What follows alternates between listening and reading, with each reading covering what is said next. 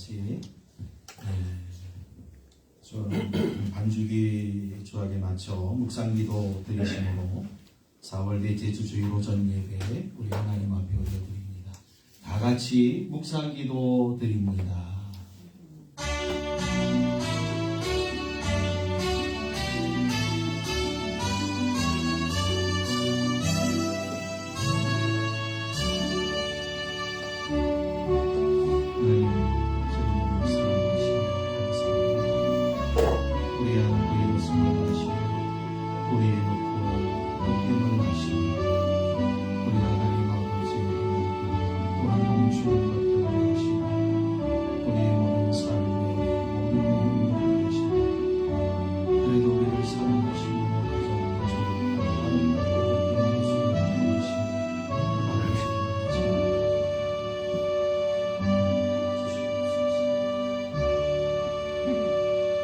너희는 여호와의 선하심을 맛보아 알지어다.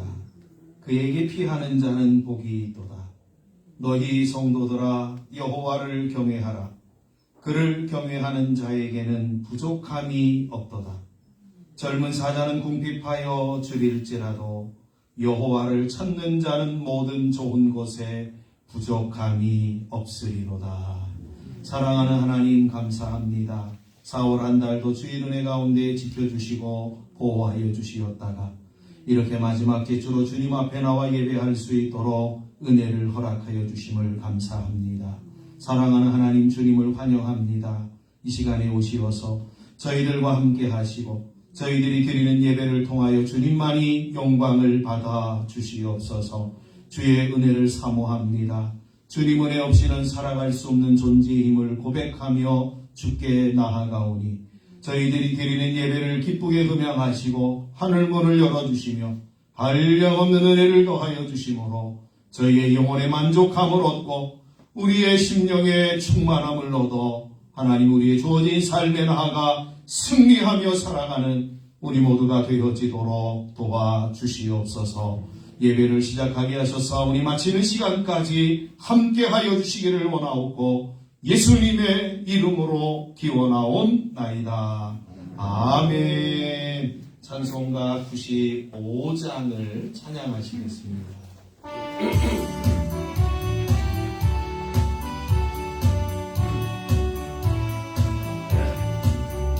나의 기쁨 나의 소망 되시며 나의 되신 주 담담 불러서 찬송을 흐려도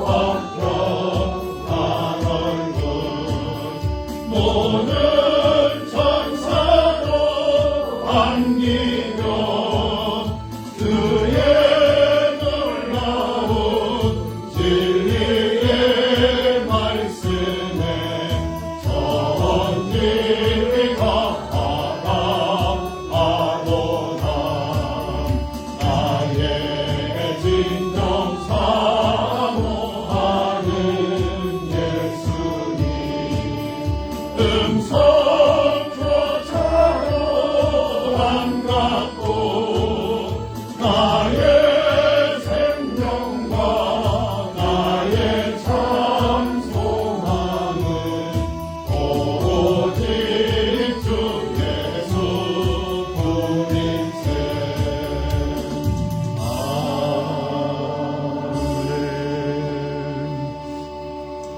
우리 성시교독 42번 시편 98편을 우리 같이 교독하겠습니다.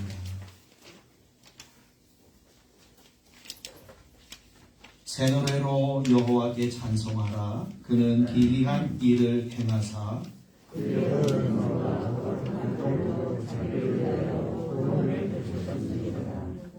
여호와께서 그의 구원을 알게 하시며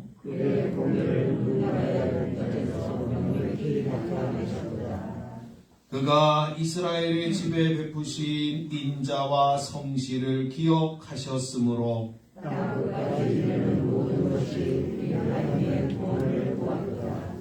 온 땅이여 여호와께 즐거이 소리칠지어다. 수금으로 여호와를 노래하라. 나팔과 호각 소리로 왕이신 여호와 앞에 즐겁게 소리칠지어다.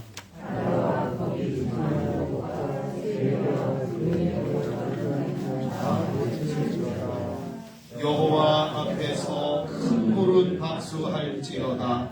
산악이 함께 즐겁게 노래할지어다. 아멘. 오른손을 드시고 우리 하나님 앞에 사도신경으로 우리의 신앙을 고백드립니다. 나는 전능하신 아버지 하나님 천지의 창조주를 믿습니다. 나는 그의 유일하신 아들 우리 주 예수 그리스도를 믿습니다. 그는 성령으로 잉태되어 동정녀 마리아에게서 나시고 본디오 빌라도에게 고난을 받아 십자가에 못 박혀 죽으시고 장사된 지 사흘 만에 죽은 자 가운데서 다시 살아나셨으며 하늘에 오르시어 전능하신 아버지 하나님 우편에 앉아 계시다가 거기로부터 살아있는 자와 죽은 자를 심판하러 오십니다. 나는 성령을 믿으며 거룩한 공교회와 성도의 교제와 죄를 용서받는 것과 몸의 부활과 영생을 믿습니다. 아멘. 찬송가 351장을 찬양하시겠습니다.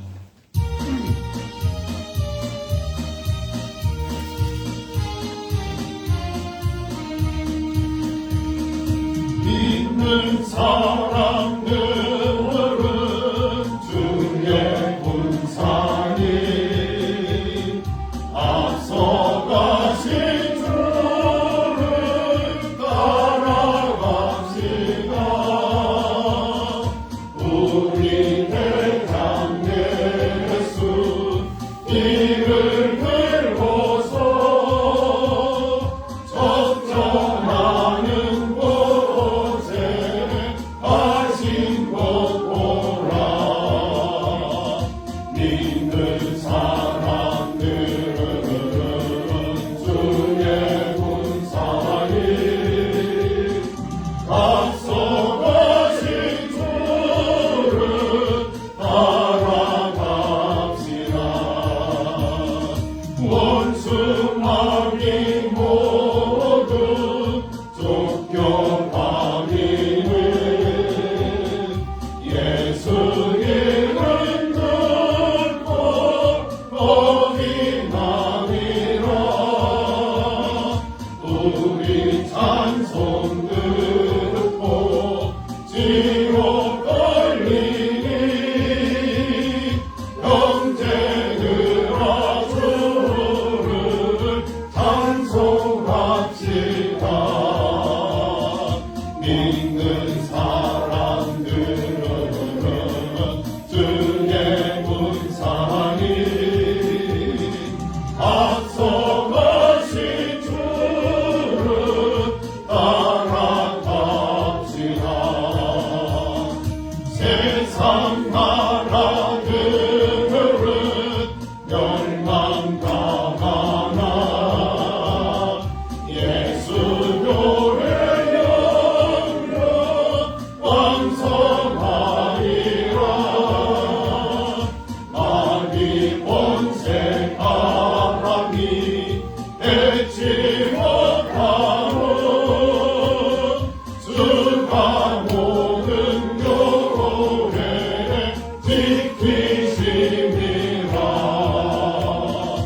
믿는 사람들은 등에 분산이 앞서가신 주를 따라갑시다. 백성들아 와서 함께 모여서 우리 모두 함께 내가 부르세. 영원토록 영광 번세 찬송을 우리 임금 주께 돌려보내세. 믿는 사람들은 등에 분산이 앞서가신 주를 따라갑시다.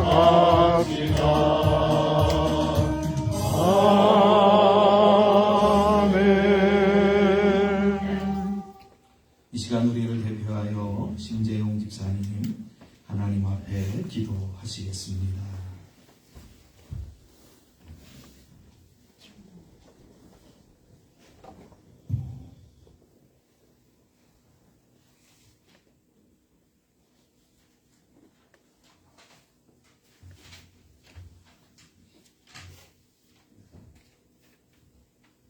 이 시간에도 사랑과 공의로 역사를 이끌어 가시는 하나님 아버지, 우리를 일찍이 주의 자녀 삼으시고 이 한날을 구별하여 주의 전으로 불러주셔서 예배하게 하시며 우리의 찬양과 기도를 받아주시니 감사합니다.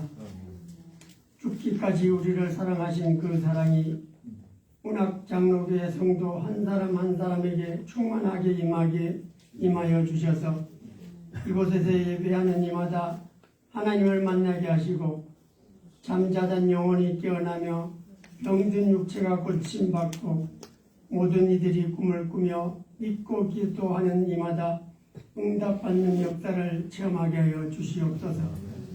긍휼이 풍성하신 하나님 아버지, 이 나라를 하나님 손에 의탁합니다. 코로나 사태와 새로운 정권 이양과 우크라이나 전쟁 등 국내외로 난제가 산적한 시기에 모든 정치 지도자들에게 리더십을 부여주시며 신뢰와 평안이 강같이 흐르는 나라, 비전과 희망이 넘치는 사회가 되게 하여 주시옵소서. 현재 당한 어려움이 오히려 도약과 화합의 계기가 되게 도와주시옵소서. 하나님, 북녘 땅을 불쌍히 여겨주시기를 원합니다.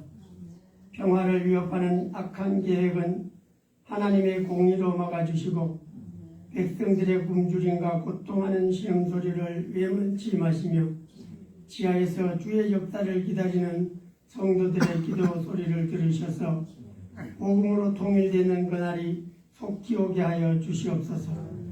하나님 아버지, 교회의 영적 지도자들을 위해 이 시간 기도드립니다. 영적인 통찰력을 다하여 주시어서 날마다 독수리가 날개치며 올라가는 것 같은 새 힘을 주시옵소서.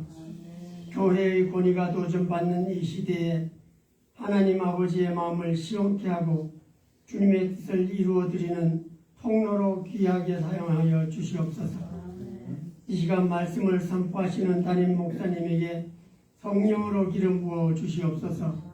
선포되는 그 말씀을 통하여 듣는 저희의 영이 새로워지게 하시고 복음의 능력이 강물처럼 임하여 예수 그리스도의 제자의 삶을 살 수 있도록 결단하는 귀한 시간이 되게 하여 주시옵소서. 아버지 하나님께 모든 영광을 올려드리며 우리 주 예수님의 이름으로 기도드리옵나이다. 아멘.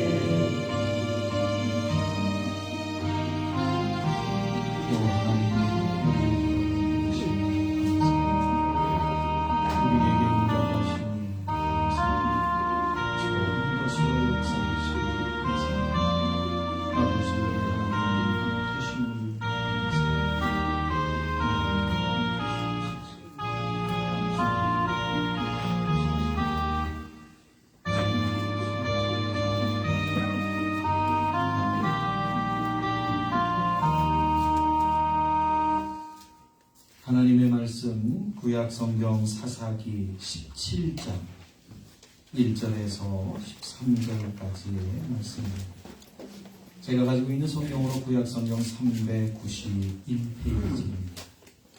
사사기 17장 1절에서 마지막 절까지의 말씀입니다.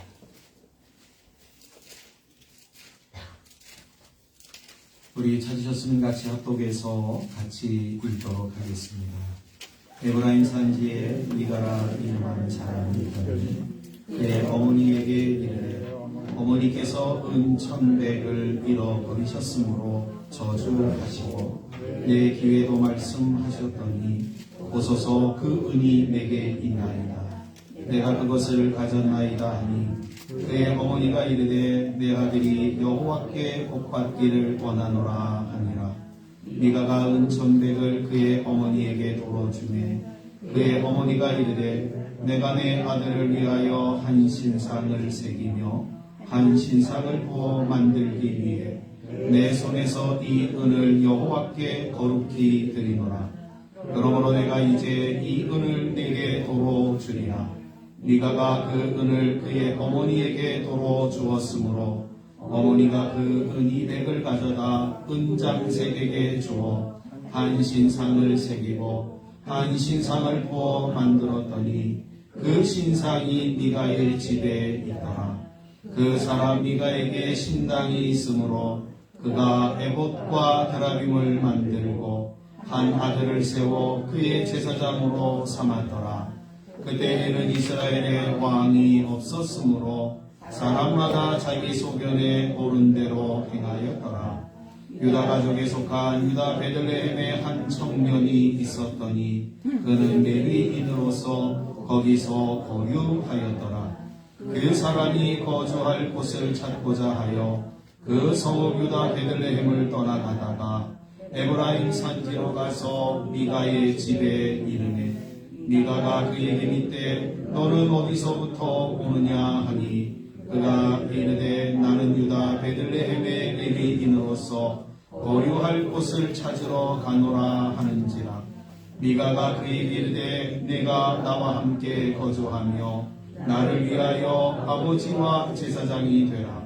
내가 해마다 은열과 의복 한 벌과 먹을 것을 주리라 하므로 그 레위인이 들어갔더라. 그 레위인이 그 사람과 함께 거주하기를 만족하게 생각했으니 이는 그 청년이 미가의 아들 중 하나같이 되니라. 미가가 그 레위인을 거룩하게 구별하며 그 청년이 미가의 제사장이 되어 그 집에 있었더라. 이에 미가가 이르되 레위인이 내 제사장이 되었으니 이제 여호와께서 내게 복 주실 줄을 아노라 하니라. 아멘. 우리 찬양 하나 하시고 말씀을 듣도록 하겠습니다. 435장입니다.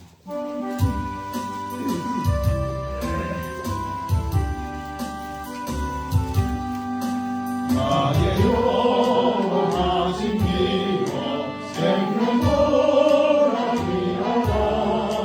나의 함께 나가도록 나와 동행하소서. 주께로 가까이 주께로 가오니 나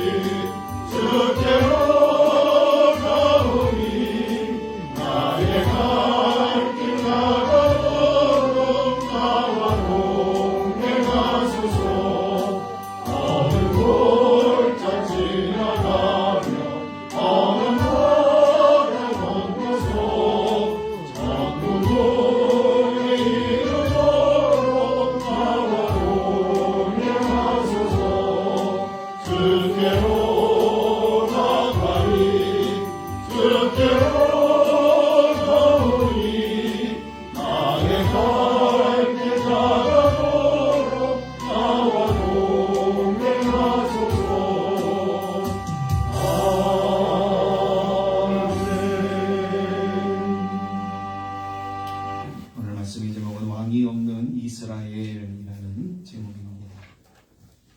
네, 오늘 말씀은 이 사사기에서는 부록이라고 할 수 있는 내용입니다.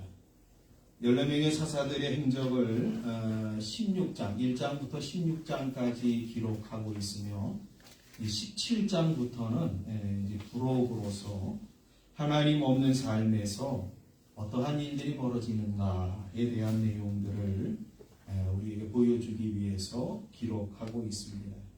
그래서 사사기의 주제라고 하면 오늘 본문 6절에 있는 말씀처럼 그때에는 이스라엘의 왕이 없었으므로 사람마다 자기 소견에 옳은 대로 행하였다라는 것입니다. 물론 이 사사들의 행적을 기록한 1장부터 16장까지는 뭐 하나님이 있는 것이냐? 그것은 아닙니다. 그 시간들도 하나님 없으면 어떠한 일들이 벌어지는가를 기록하고 보여주는 내용이다라고 말씀드릴 수 있습니다. 여기 이 6절에 있는 그때 이스라엘의 왕이 없었으므로 사람마다 자기 소견에 옳은 대로 행하였다라고 하는 이 말씀 속에서 이스라엘의 왕은 하나님을 가리키는 단어입니다. 하나님은 이스라엘을 신정 국가로 택하셨고 하나님이 그들의 왕이 되셔서 가장 복된 나라, 가장 위대한 나라를 하나님이 건설하시기를 원하셨습니다. 그래서 하나님이 세상 가운데서 가장 약한 나라가 어디인가를 찾아서 이스라엘을 하나님이 지목하시는 거예요. 그 다음에 이스라엘을 하나님이 세상 모든 사람들이 다 볼 수 있는 한 지역, 팔레스타인 지역을 선택해서 그 땅을 이스라엘에게 주어서 거기에 거주하도록 하셨던 거예요. 한번 생각해 보십시오. 세상 사람들의 모든 가장 이목이 집중되는 중심에다가 이스라엘을 갖다 놓고선 그들을 통해서 하나님이 함께 하실 때에 하나님이 없을 때의 모습이 어떠한가를 판이하게 보여줌으로 인하여 세상 모두에게 하나님의 존재를 알리고 계시다라는 사실입니다. 그러나 이스라엘은 하나님이 자신들의 왕이 되는 걸 거부했습니다. 그리고는 자기 소견에 옳은 대로 행하였습니다. 여기 자기 소견에 옳은 대로 행하였다라고 하는 이 말은 눈에 보이는 대로 했다라는 말입니다. 이 눈이라고 하는 것은 이 성경에 보면 어떠한 의미를 갖고 있냐면 지식, 성격, 태도, 성향, 견해, 열정, 반응 이러한 것들로 사용할 때 눈이라고 하는 단어를 사용합니다. 그러니까 눈에 보이는 대로 행하였다라고 하는 것은 뭐냐면 그 눈에 보이는 것에 마음이 다 쏟아져 있다는 거예요. 그것에 아주 심혈을 기울이고 있다라고 하는 거예요. 그러니까 이 지금 하나님 없는 사람들의 모습은 정말 취하지 말아야 되고 소유하지 말아야 되고 그 다음에 행하지 말아야 되는 것들에게 온 힘을 기울여서 그것을 추구하고 있는 상태를 가리키는 말이다. 이렇게 이해를 하시면 될 것 같습니다. 우리는 여기에서 이 이스라엘 백성들이 이 하나님이 없는 삶에서 어떻게 행하였는가라고 하는 이 사실 앞에서 신자가 가져야 할 자세를 우리가 좀 생각해 볼 수가 있을 것 같습니다. 신자는 그러면 어떻게 살아야 되느냐? 신자는 이렇게 사실 하나님을 왕으로 모시고 섬기며 살아야 돼요.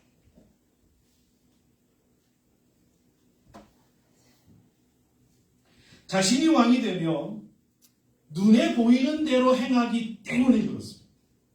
그래서 우리는 하나님을 왕으로 섬기며 살아가야 됩니다. 신자가 자신의 눈에 보이는 대로가 아니라 하나님을 왕으로 섬기고 그분의 말씀대로 살아갈 때에 우리는 하나님의 통치를 받고 하나님이 우리를 부르시고 우리를 선택하신 목적이 이루어지게 되는 거죠. 여러분, 신자가 왜 눈에 보이는 대로 행하는 자가 아니라 하나님 말씀대로 살아야 되냐면 왜냐하면 신자는 이 세상만 사는 존재가 아니기 때문에 그렇습니다. 영원한 삶을 살아야 되는 존재, 그가 바로 신자이기 때문에 그렇습니다. 여기 자기소견에 옳은 대로라고 하는 말은 아주 중요한 의미를 하나 더 내포하고 있는데, 성경 로마서 1장에 보시면 그 자기소견에 옳은 대로 행하였다라고 하는 말은 어떠한 의미를 갖고 있냐면, 하나님이 이미 심판을 했다, 이미 심판을 받았다라고 하는 의미를 갖고 있다는 거예요. 로마서 1장 21절 이하의 말씀을 제가 읽어드리겠습니다.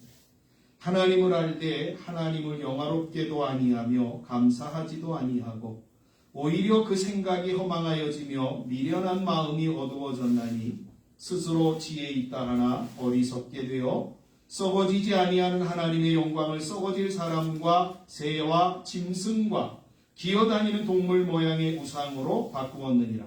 그러므로 하나님께서 그들을 마음의 정욕대로 더러움에 내버려 두사 그들의 몸을 서로 욕되게 하게 하셨으니, 이 26절에요. 이 때문에 하나님께서 그들을 부끄러운 욕심에 내버려 두셨으니, 28절에는 또한 그들이 마음에 하나님 두기를 싫어하며 하나님께서 그들을 그 상실한 마음대로 내버려 두사 합당하지 못한 일을 하게 하셨으니. 로마서 1장의 이 중심되는 단어가 뭐냐면 내버려 두셨다는 거예요. 하나님이 그냥 하는 거를 방관하시고 그냥 하나님께서 간섭하지 않으신다는 거예요. 하나님이 내버려 두시니까 어떠한 현상이 벌어지냐면, 어떠한 일이 벌어지냐면 그들이 더러움 가운데 처하게 되는 거예요. 욕심 가운데 처하게 되는 거예요. 상실한 마음대로 살아가게 되는 이러한 현상들이 일어나고 있다라고 하는 걸 지금 얘기해요.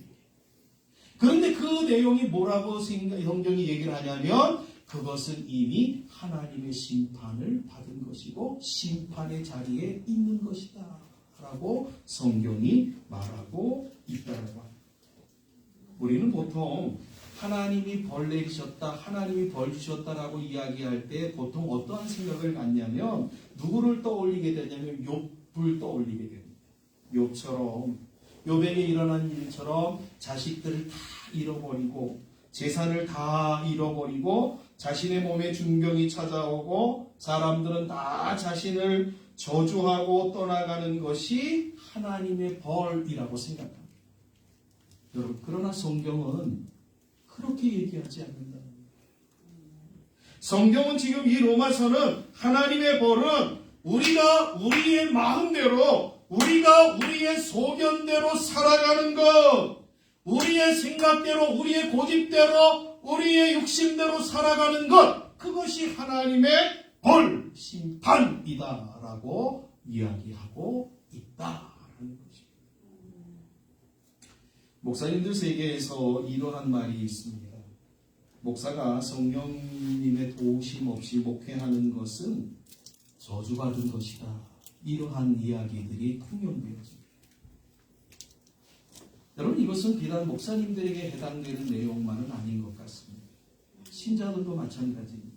신자들도 하나님 없이 살아간다는 것, 성령 하나님의 도우심 없이 신앙생활하는 것은 저는 이렇게 말씀드릴 수 있을 것 같습니다. 그거는 저주받은 것이다. 그거는 이미 심판받은 것이다 라는 거죠. 그러기에 신자들은 언제든지 하나님의 은혜 없이는 살아갈 수 없다라는 사실을 인식하고 매일 매 순간마다 하나님의 은혜를 구하셔야 합니다. 이러한 사실을 인식한 모세는 이렇게 기도했습니다.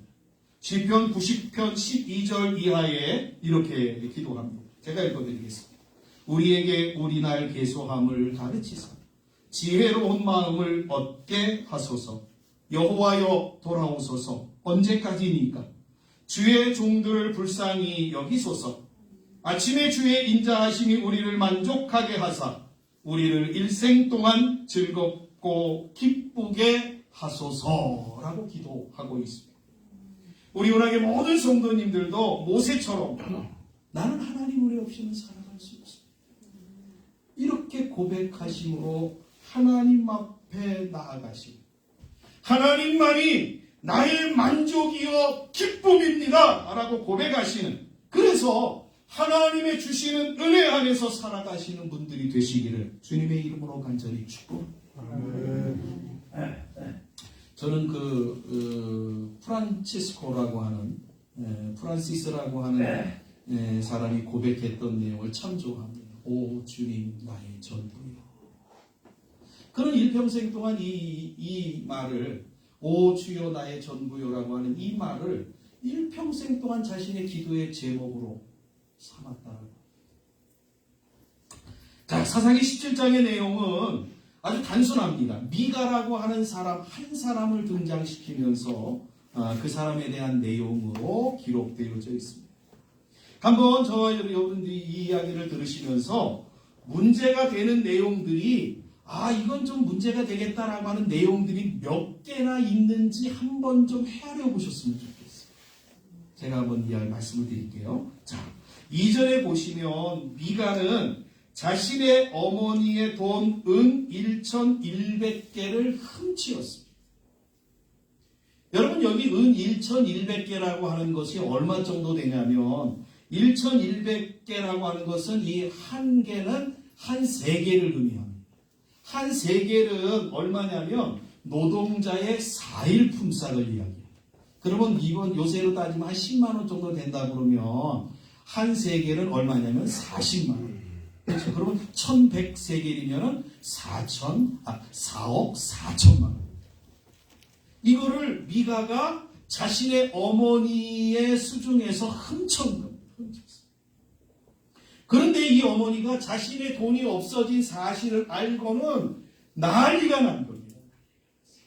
그러면서 입에 담지 못할 욕과 저주를 퍼부으면서 막 돌아다니는 거예요. 입만 벌리면 이 저주받을 인생 누군지 모르겠지만 내 돈을 훔쳐간 이는 이 누구는 이 왼수는 저주를 받을지어다 막 그냥 입에 담지 못할 저주를 퍼붓기 시작하였습니다. 여러분, 미가가 어머니하고 따로 살았겠습니까? 한 집에 살았는데 그 이야기를 아침마다 깨면은 그 이야기를 듣기 시작해서 저녁까지 그 이야기를 듣는 겁니다. 그러니까 미가가요, 자신의 어머니가 계속 저주하는 이야기를 듣는데 어떻겠습니까? 찔림이 있을까요, 없을까요? 마음이 너무 괴로워. 마음이 너무 힘들어요. 그래가지고 견디다 못해서 자신의 어머니 앞에 무릎을 꿇고 어머니, 사실은 제가 훔쳐갔어요. 그러면서 자신이 훔쳐간 것들을 그대로 어머니 앞에 내놓았습니다. 그런 아들을 보고는 이 미가의 어머니는 기뻐하면서 자신의 아들을 향하여서 이제 저주가 아니라 하나님 앞에 이 복 받을 자라고 축복을 해 주었습니다. 여러분, 고대인들은 어떠한 의식을 갖고 있냐면 저주를 푸는 방법은 축복해주는 방법이다라고 그들은 생각하고 있습니다. 그러니까 이 아들에게 저주를 막 퍼부었는데 그 저주를 다시 돌이켜서 축복으로 바뀌게 하는 방법은 어떤 거예요? 아들을 향하여서 그 저주한 만큼 축복해주는 거예요. 그러니까 이 어머니는 아들을 향하여서 마음껏 축복해줬어요. 그리고는 너무 기뻐서 이 아들이 자신에게 회개하고 자신에게 훔쳐간 것들을 내놓는 그 아들이 너무 기특해서 그 아들을 위하여서 이 어머니가 무슨 계획을 세웠냐면 은 200세겔을 구분하여서 그것을 수공업자에게 세공업자에게 맡겨서 그걸 가지고 우상을 만들도록 하였습니다. 이때 당시에는 우상이 보편적으로 나무나 돌로 만들었는데 이 어머니는 대단한 결심을 한 거예요. 여러분, 은 200세겔이면 얼마냐면 8천만 원에서 9천만 원 정도 되는 겁니다. 그걸 가지고 이 세공업자에게 줘서 금속을 가지고 이 우상을 만들도록 하였던 겁니다. 또한 이 미가에게는 신당이 있었는데 그 신당에 둘 에봇과 드라빔까지도 만들었습니다. 여러분 에봇은 아시죠? 뭔지? 예, 제사장이 입는 6가지 옷 중에 하나인데 그 에봇은 어떠한 가운데 쓰는 거냐면 하나님의 뜻을 물을 때에 사용하는 아주 중요한 의복입니다. 그런데 이 미가의 어머니는 미가를 위하여서 에봇을 만들어 줬어요. 그리고 또 하나 만들어 줬는데 뭐냐면 그게 드라빔. 드라빔은 어떠한 이 우상이냐면 가정을 지키는 수호신님과 동시에 자신들의 삶의 기륭을 점치는 아주 대단히 중요한 모든 가정에 아주 중요한 수호신과도 같은 우상이 바로 드라빔. 여러분 드라빔 사건은 성경에 아주 많이 나오잖아요. 야곱의 아내였던 라헬이 자신의 아버지 라반의 집에서 나올 때에 드라빔을 자신의 말 안장, 그렇죠? 밑에다가 숨겨서 가지고 나와요.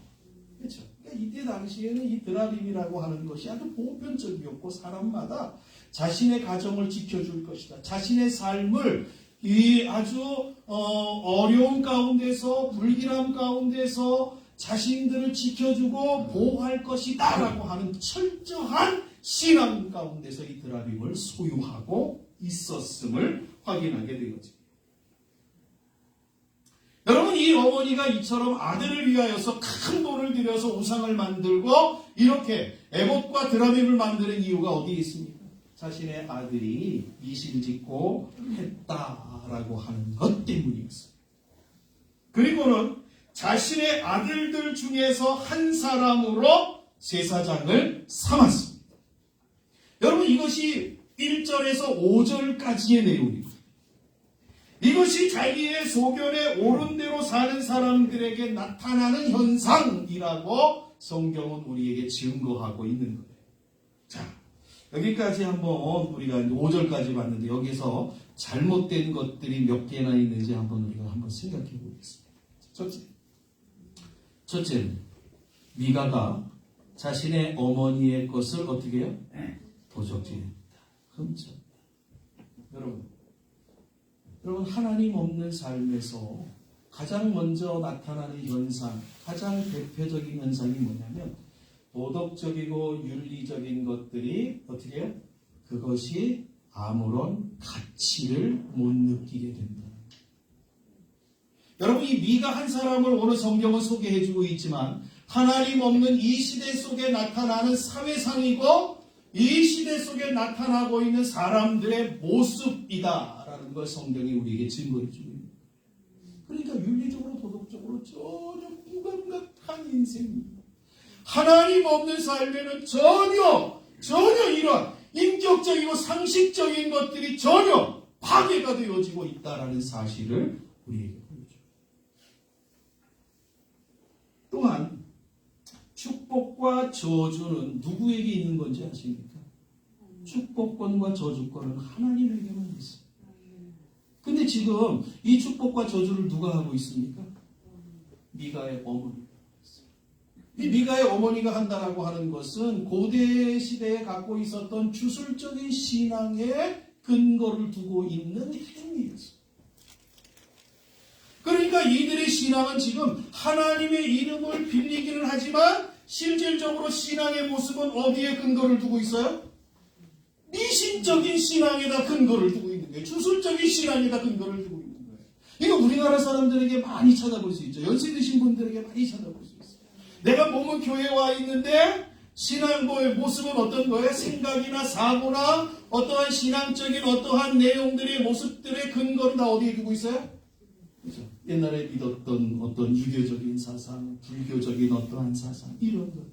그러니까 이런 것들이 막 뒤죽박죽이 되어 있는 거예요. 지금 미가의 집안에 이게 뒤죽박죽이 돼요. 또한 우상을 만들지 말라라고 하는 것은 하나님이 내려주신 그의 택한 백성들에게 주신 아주 중요한 명령 중에 하나입니다. 그런데 지금 이 하나님의 계명을 지금 미가와 미가의 어머니는 거의 신착처럼 내버리고 있는 거예요. 왜요? 왜 우상을 만들까요? 이유가 있습니다. 그 우상이 자기를 지켜줄 것이라고 믿기 때문에. 그러니까 이들의 갖는 신앙은 하나님 신앙은 하나도 없습니다. 다 지금 어떤 거예요? 우상을 향한, 우상에 대한 신앙밖에 없습니다. 그리고는 레위 사람이 아닌 평민으로 제사장을 삼는 하나님 말씀에 근거한 신앙이 아니라 자기가 잘 되기만 하면, 자기의 집안이 잘 되기만 하면 된다라고 하는 자기 마음대로의 신앙을 통하여 자신의 안녕을 구하고 있는 모습을 우리는 생각할 수가 있습니다. 여러분, 이것은 개인적인 어떠한 개인에게서 나타나는 현상들이라고 한다면, 이제 7절부터 13절까지의 내용은 이스라엘 전체에서 나타나는 어떠한 내용이다라고 말씀을 드릴 수 있어요. 7절과 8절을 한번 보도록 하겠습니다. 제가 읽어드릴게요. 유다 가족에 속한 유다 베들레헴에 한 청년이 있었더니 그는 레위인으로서 거기서 거류하였더라. 그 사람이 거주할 곳을 찾고자 하여 그 성읍 유다 베들레헴을 떠나가다가 에브라임 산지로 가서 미가의 집에 이르매 라고 증거하고 있습니다. 여러분, 지금 이 말씀은 어떻게 시작하고 있냐면, 유다 가문, 즉 유다의 땅에 거주하던, 유다의 베들레헴 땅에 거주하던 레위 사람이 자기의 거처를 떠나서 거주할 곳을 찾다가 어디까지 왔냐면 에브라임에 살고 있는 미가의 집까지 왔다라고 이렇게 성경이 증거하고 있습니다. 여러분, 지금 이게 얼마나 큰 문제가 되는 내용이냐면, 이제 역사를 좀 우리가 좀 들여다봐야 되는데, 하나님이 모세와 여호수아를 통하여 가나안을 정복하면서 이스라엘 12지파에게 땅을, 정복한 땅을 분배를 하였습니다. 그러면서 하나님이 레위 지파에게는 기업을, 땅을 주지 않았습니다. 그리고서는 각 12지파에게 너희들이 얻은 땅에서 네 성읍을 레위 지파에게 주어라. 그래서 이스라엘에서 레위 사람들이 얻은 성읍은 각 지파에 4개씩 해서 48개 성읍을 얻었습니다. 물론 거기에는 뭐 6개를 도피성으로 또 사용하고 있습니다만은, 그러니까 이렇게 레위인들이 각 지파 12지파에 그래서 뿔뿔이 흩어져서 살게 되었습니다. 그러니까 여기 레위인은 아마도 유대 땅, 유대 지파에 속하여 있는 땅에 살게 되어진 레위인이라고 할 수 있습니다. 민수기 8장 19절에 보시면 이렇게 증거합니다. 내가 이스라엘 자손 중에서 레위인을 취하여 그들을 아론과 그의 아들들에게 주어 그들로 회막에서 이스라엘 자손을 대신하여 봉사하게 하며 또 이스라엘 자손을 위하여 속죄하게 하였나니 이는 이스라엘 자손이 성소에 가까이 할 때에 그들 중에 재앙이 없게 하려 하였음이라. 지금 이 말씀은 하나님이 왜 레위인들을 12지파에 속하여서 살도록 하셨는가, 그 이유가 무엇인가를 설명하는 내용입니다. 그러니까 하나님이 레위인들을 이스라엘 12지파에 보내어서 그 가운데 살면서 그들로 하여금 하나님과 백성 사이의 중보자의 역할을 감당하도록 하신 겁니다. 그래서 백성들로 하여금 하나님의 복 가운데 거하도록 하는 것만, 하나님의 말씀을 가리키고 하나님 앞에 바르게 제사하도록 하고 그들에게 하나님 앞에 또 속죄하는 일, 또 이러한 모든 일들을 통하여서 중보적인 역할을 감당했던 것이 레위인들이었습니다. 그런데 레위인이 자신의 책임을 망각하고 지금 하나님이 정하신 자리를 떠나 거처를 찾고 있는 거예요. 하나님이 주신 자리가 자기 자리라고 하는 이 사명을 그는 내팽개쳐버리고 지금 자기 자리를 떠나서 다른 자리를 찾고 있는 거예요. 그 이유가 뭐냐? 그 이유가 있습니다. 본문 10절에 보면은 이렇게 증거합니다. 미가가 그에게 이르되 네가 나와 함께 거주하며 나를 위하여 아버지와 제사장이 되라. 내가 해마다 은열과 의복 한 벌과 먹을 것을 주리라 하므로 그 레위인이 들어갔더라. 지금 미가가 레위인에게 자신의 제사장이 되어달라고 하면서 제시한 것들, 그렇죠, 은열과 의복 한 벌과 먹을 것을 주겠다라고 하는 이 내용들은 여러분 그렇게 큰 돈이 아니라 1년치 생활비입니다. 생활비는 내가 너한테 먹을 것은 주겠다. 그러니까 너 나한테 제사장 되라. 이렇게 지금 이야기하고 있습니다. 지금 레위인이 왜 자기의 거처를 떠났는가라고 하는 것을 이 시절을 통해서 알게 되는데 어떠한 이유였냐면 먹고 살 수가 없었기 때문이랍니다. 여러분 왜 이러한 일들이 벌어지나? 이유가 있어요. 민수기 18장 24절에 보시면 이렇게 증거합니다. 이스라엘 자손이 여호와께 거제로 드리는 11조를 레위인에게 기업으로 주었으므로 내가 그들에 대하여 말하기를 이스라엘 자손 중에 기업이 없을 것이라 하였노라. 여러분 사실 레위인들에게는 하나님이 기업을 주시지 않았습니다. 레위인들에게는 이스라엘 백성들이 하나님께 바치는 11조가 그들의 기업이고 그들의 먹을거리였습니다. 여러분 성경에서 말하는 11조의 개념은 여러분 잘 기억하십시오. 내가 하나님 앞에 복을 받기 위해서 기브앤테이크로 하는 것이 절대로 아닙니다. 내가 하나님 앞에 11조 내놨으니까 하나님이 약속대로 11조 내니까 하나님 나한테 복 주실 거다. 내가 복 받기 위해서 하나님 앞에 11조 하는 것 아닙니다. 잘 기억하십시오. 11조는 성경이 말하는 11조는 하나님은 나의 왕이십니다. 하나님은 나의 전부이십니다. 하나님은 나의 인생의 주인이십니다. 라고 하는 고백의 표현인 겁니다.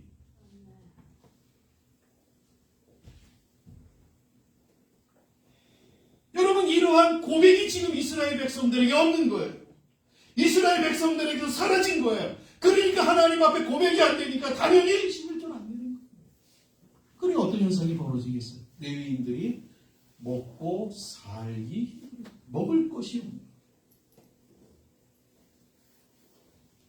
이러한 악순환들이 레위인들로 하여금 타락의 길로 가게 하는 이유가 되었습니다. 레위인이 거처를 찾아다니는 것은 이스라엘 백성들이 하나님의 말씀을 어김으로 나타난 일인 동시에 하나님의 사명을 망각한 레위인의 모습을 보여주는 내용이라고 할 수 있습니다. 그런 레위인이 선택한 것이 뭔지 아십니까? 한 지파의 레위인이 아니에요. 한 지파의 레위인이 아니라 한 가정, 한 개인의 레위인이 되는 것이었습니다. 뭐 때문에요? 먹고 사는 것 때문에요. 여러분 이게 얼마나 중요한 건지 아십니까? 한 개인의 레위인이 된다라고 하는 것은 어떠한 의미를 갖고 있냐면 이제부터 더 이상 공적 사역을 감당할 수 없다라고 하는 거예요. 레위인으로서의 신분에 걸맞는 사역을 하나님의 말씀에 입각한 사역을 할 수 없다라는 거예요. 왜요? 개인의 소유물이 되었기 때문에. 개인의 소유물이 되면 어떻게 되는 거예요? 그 사람에게 맞는 것만 하는 거예요. 내가 나 복 받기 원한다 그러면 그 복을 빌어주는 거예요. 그거 역할하는 거예요. 그러니까 완전히 미가의 한 종속이 되어서 그에게 맞는 놀이개가 되어지는 역할밖에는 할 수 없다라고.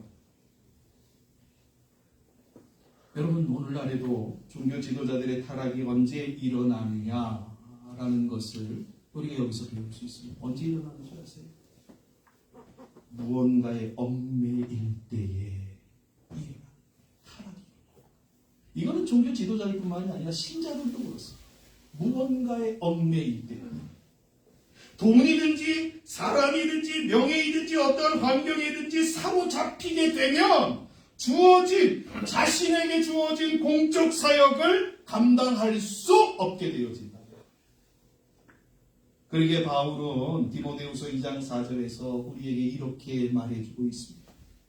병사로 복무하는 자는 자기 생활에 얽매이는 자가 하나도 없다. 이는 병사로 모집한 자를 기쁘게 하려 합니다. 자기 생활에 뭔가에 얽매이면 자기 일들을 감당할 수가 없는 거예요. 자기 생활에 얽매이지 않는다라고 하는 것은 세상 사람들이 추구하는 것에 얽매이지 않는다. 그래서 기독교에 역설적으로 이야기하는 게 뭐예요? 기독교가 역설적으로 이야기하는 거예요. 사람들이 다 보고 저주의 표현이라고 이야기하는 십자가를 보고 우리는 뭐예요? 구원의 상징이라고 말하고 있습니다. 세상 사람들은 그렇게 살면 죽을 것이라고 이야기하는 하나님의 말씀에 입각하여 우리는 살려고 몸부림치고 있지 않습니다. 왜요? 그 역설이 맞는다라고 믿기 때문에 그렇습니다. 세상은 돈 없으면 못 산다라고 아우성 치지 않습니까? 그러나 신자는 뭐라고 얘기를 해요? 우리는 돈이 아니라 하나님 없으면 못 살아. 이렇게 고백하는 자가 신자라고. 말씀을 정리합니다. 자기 소견에 옳은 대로 행하는 시대에 나타나는 현상은 종교 지도자들은 물론 일반 평민들까지도 타락하는 겁니다. 도덕적으로나 윤리적으로 타락하여 죄를 범하는 것, 그것이 아주 당연시합니다. 그리고 자신의 안녕을 위하여서 자신들이 우상을 만들어서 그것을 섬기는 아주 자기가 복을 받는 일이라고 한다면 누구에게든지 무엇에게든지 어떠한 것이든지 가서 그것을 통하여 자신의 복을 받으면 된다라고 하는 이 목적 하나만 가지고 살아가는 거예요. 본문 13절에 보시면 그 내용에 대해서 이렇게 기록한 미가가 레위인을 제사장으로 삼고는 이렇게 고백합니다. 내가 레위인을 제사장으로 삼았으니 하나님이 내게 복을 주실 것이다. 여러분, 하나님이 복 주시는 방법이 뭔지 지금 이 미가는 전혀 모르는 거예요. 레위인이 제사장이 돼서 복 받는 게 아니잖아요. 하나님의 말씀 앞에 하나님의 신자답게 서는 것, 그게 복 받는 거죠. 지금 미가나 미가의 어머니의 모습은 한 가지의 목적만을 가지고 있습니다. 뭐예요? 복받는, 이거 목적이에요. 그러기에 복을 받기 위해서는 수단과 방법을 가리지 않습니다. 여러분, 목적이 수단을 정당화할 수 없어요. 내가 복을 받으면 하나님은 절대 이거에 속지 않습니다. 하나님 나한테 복을 주시는 내가 주를 위해 살겠습니다. 이 말에 절대 하나님은 속지 않으십니다. 하나님은 오늘 이 시간 지금 하나님께서 나를 받으시기를 원하시지. 내가 잘 돼서 하나님 앞에 나왔을 때 그 모습을 하나님 원하시지 않는다.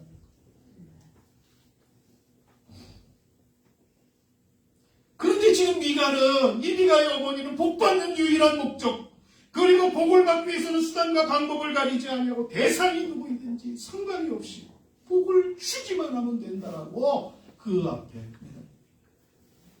그래서 우상을 만들고 신당을 짓고 급기야는 레위인을 자신의 제사장으로 삼는 일까지도 복을 받기 위하여 서슴지 않고 행하고 있는 겁니다. 여러분 기억하십시오. 이러한 신앙이 기복이 되어지면 그것은 우상을 섬기는 것과 다름이 없는 거예요. 그러기에 우리의 신앙을 이렇게 교정했으면 좋겠습니다. 여러분 잘 기억하십시오. 이렇게 좀 우리의 신앙을 교정했으면 좋겠습니다. 복을 받기 위해서 신앙생활하지 마십시오. 복을 받기 위해서 신앙생활하십시오. 하나님은 복인데, 복의 근원인데, 여러분 기억하십시오. 잘 들으십시오. 복을 받기 위해서 신앙생활하는 것이 아니라 여러분 이러한 자세로 신앙생활하십시오. 하나님이 나를 자녀로 삼아주시고 하나님 나라의 백성으로 삼아주셨기에 그 하나님의 자녀로 살기 위해서 신앙생활합니다. 이 자세가 됩니다. 다윗은 시편 33편 12절에서 이렇게 노래하고 있어요. 여호와를 자기 하나님으로 삼은 나라 곧 하나님의 기업으로 선택된 백성은 복이 있도다. 여러분 무엇이 복이라고요? 하나님 섬기는 거, 하나님의 백성 되는 게 복이에요. 제가 마태복음 6장을 늘 말씀드리잖아요. 예수 믿는 사람은 어디서부터 출발하냐면 하나님이 우리를 선택하는 것은 어디서부터 출발하냐면 아무것도 없는 상태가 아니에요. 제로의 상태에서 시작하는 게 아니라 하나님의 정보를 우리에게 쏟아내 주심 속에서 시작하는 거예요. 하나님, 다시 말씀드리면 우리가 복을 받지 못한 상태에서 출발하는 게 아니라 하나님이 나를 선택해 주셨다는 건 하나님의 복된 자리에서 출발하는 거예요.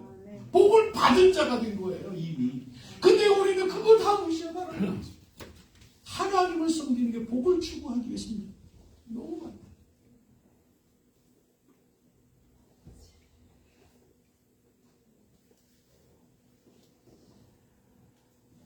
오늘 우리가 생각했던 사사기의 모습은 우리가 살아가고 있는 지금 우리의 시대의 모습이라고 할 수 있습니다. 앞으로 시간이 가면 갈수록 시대는 더 우리가 상상하지 못하였던 더 나쁜 모습으로 바뀌어질 것이라고 저는 감히 예언합니다.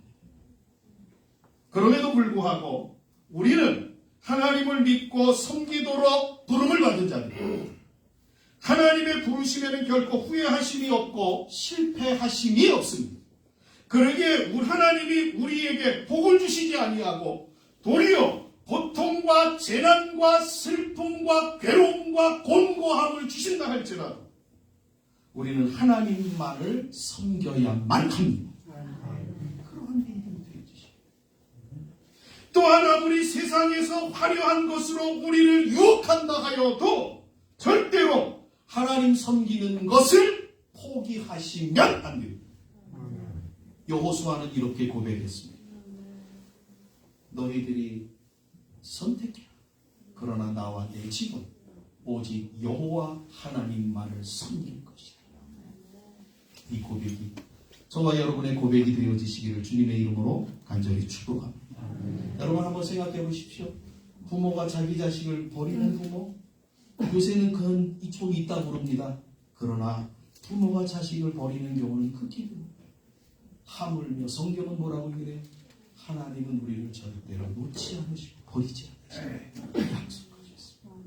저와 여러분들이 이 사실 앞에서 하나님만을 신실하게 섬기는, 그래서 하나님 없는 세상에서 역설적으로 하나님을 섬기는 자들에게 하나님이 어떻게 역사하시는가를 저와 여러분들의 삶을 통해 보여내시는 복된 분들이 되어지시기를 주님의 이름으로 간절히 축복합니다. 기도하겠습니다. 사랑하는 하나님 아버지 감사합니다.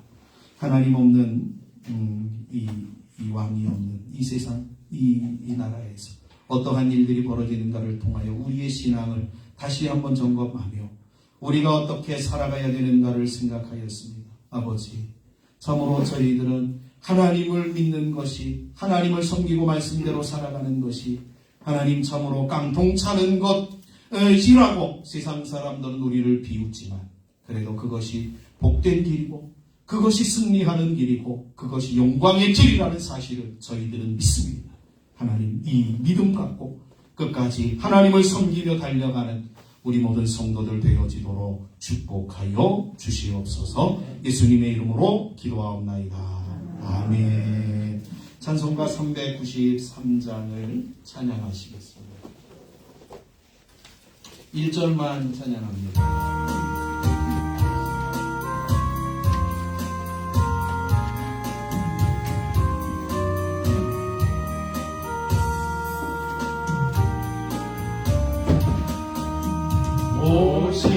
신실하신 그대 아버지여 늘 함께 계시니 두려움없네. 그 사랑 경찮고 날 지키시며 어제나 오늘이 한결같네.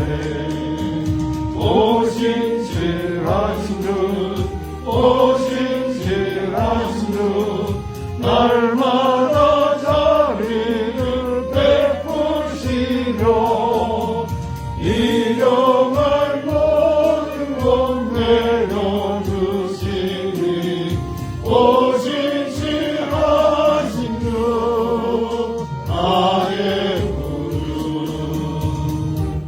아멘. 교회 소식은 주보를 참조해 주시면 감사하겠습니다. 5월부터 모임 시간을 조정합니다. 저녁 예배와 수요 기도회는 7시 30분, 새벽 기도회는 5시로 변경하도록 하겠습니다. 다음 주 예배 후에 여전도의 원래가 있다라고 합니다. 네, 기도로 잘 준비하셔서 좋은 모임이 되기를 소망합니다. 주보이다는 원래 지난주에 우리 권사님 투표를 했는데 이걸 실으긴 해야 되는데 제가 일부러 안 실었습니다. 그래서 그냥 23에 23표, 23에 22표, 23에 21표, 23에 20표 이렇게 나왔습니다. 명단을 공개하는 게 조금 그래서 아마 본인들이 안 찍었지 않았나. 그리고 한 표, 두 표 정도는 아마 하나님이 겸손하라고 아마도 반대표가 나오게 하지 않았나 이렇게 받아들이시고 또 이렇게 해서 정말 잘 준비하시고 또 우리가 정말 하나님 앞에 소리를 부탁을 드립니다. 감사합니다. 한 주간 동안도 주의 이름으로 승리하시고 또 여러분 날마다 하나님과 동행함으로 하나님의 인도하심을 받는 복된 분들이 되시기를 축복합니다. 우리 복음송가 나는 구원 열차 찬양하시고 드려진 헌금과 축도함으로 모든 예배를 마치도록 하겠습니다.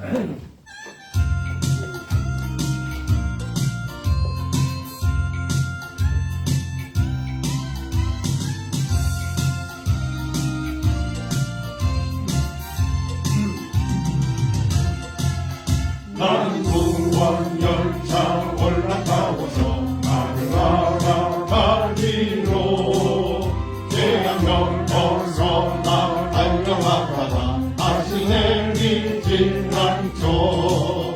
잡힐 길 없어요. 주님 사랑 대신이 나는 염려 없어요. 나는 구원 열차 올라타고서 하늘 날아가지요. 나는 구원 망주 올라타고서 하늘 날아가지요. 어느 시험 물결 달려들어도 전혀 겁내지 않죠. 세상 길 없어요. 주님 손잡 계시니 나는 염려 없어요. 나는 구원 망주 올라타고서 하늘 날아가지요. 기도하겠습니다. 하나님 고맙습니다. 주님 앞에 저희들을 불러주시고 예배하게 하시며 또 우리에게 베풀어 주신 은혜들을 기억하고 우리의 정성을 하나님 앞에 또 구별하여 올려드리게 하시니 감사합니다. 하나님 우리 모든 성도들 정성을 기쁘게 연락하시고 저들의 손으로 행사하는 모든 일들에 복을 주시며 마음에 계획하고 기도하는 내용들에게 응답하여 주시고 저들의 하나님 아버지 모든 남은 생애의 모든 영역들 안에 주의 놀라우신 은혜를 더하여 주심으로 승리의 삶이 되게 하시고 하나님 영광이 드러나는 복된 삶이 이루어지도록 주님 인도해 주시옵소서. 사랑하는 아버지 하나님, 저들의 세대에 사는 날을 따라 능력을 더하여 주셔서 저들의 세대가 복을 받고 후대가 복을 받도록 하나님께서 저들을 위해 크신 은혜를 더하시고 믿음 위에 믿음을 더하여 주시옵소서. 이제는 우리 구주 예수 그리스도의 은혜와 하나님 아버지의 만극하신 사랑하심과 성령님의 교통하심이 오늘도 주의 말씀을 듣고 혼탁하고 어지럽고 하나님 없는 세상 가운데에서의 삶과 같은 이 시대의 삶을 살아가지만 그래도 나와 내 집만은 하나님을 섬기며 그래서 하나님이 원하시고 기뻐하시는 뜻대로 그분의 말씀대로 살기를 다짐하고 하나님 세상이 하나님 우리를 깔보고 세상이 우리를 비웃는다 할지라도 온전히 하나님만을 신뢰하고 담대하게 믿음으로 우리의 남은 생애를 살아가기를 열망하고 소망하며 우리의 주어진 모든 삶으로 나아가는 여기 모인 하나님의 사람들 머리 위에와 저들의 가정과 직장과 사업과 일터와 자녀손들 위에 앞으로 되어질 모든 일들 위에 기도하는 모든 내용들 위에 이제로부터 영원토록 함께 계실지어다. 아멘. 주님 감사합니다. 하나님 영광 전능도 기도해 주시고 저들 위에 더하여 주시옵소서. 저들이 가는 곳에서 하나님의 거룩한 손길을 오게 하시고 저들이 행하는 모든 일들을 통하여 하나님의 나타나심을 이루게 하시고 저들의 거룩한 삶을 통하여 하나님의 아름다운 거룩한 증인들과 친구의 삶을 살아가며 우리 하나님 역사하시고 인도해